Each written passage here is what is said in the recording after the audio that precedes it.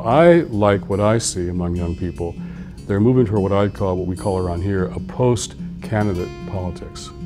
Don't put so much hope in any candidate, because you'll be disillusioned, disappointed. Vote for the issues and principles and people that you most care about, that your faith raises up for you. So people are voting for the young women and children being trafficked and sold, or they're voting for the billion people in the world who live on $1 a day, or they're voting for the mothers and their kids whose food stamps are going to be cut. I was in the student movements and I read this scripture.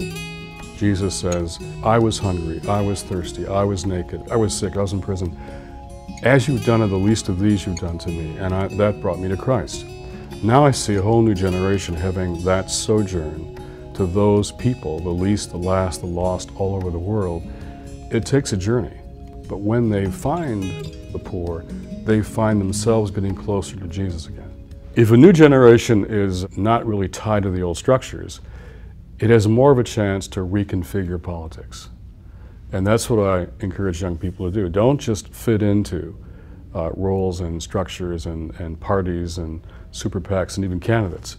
Reconfigure what politics means for you. And that's what movements always do. Every major social reform movement in our history had the faith community at the heart of it.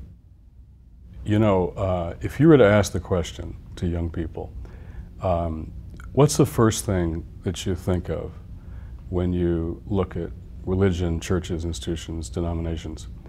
Is it you're learning how that we should love our neighbor? It's not the answer you'd normally get. You would see self-interest and even judgmentalism. But there's a hunger for learning what it means to love our neighbor in a global context. And that really is the foundation for what we now call the common good. If we were to show that and teach that and demonstrate that, you'd have people being drawn back to faith. But if our communities aren't teaching the country, the world right now, what it means to love our neighbor, you're going to see the numbers of none of the aboves growing on the religious affiliation surveys. Because religion that's not really doing that is irrelevant to solving our biggest problems.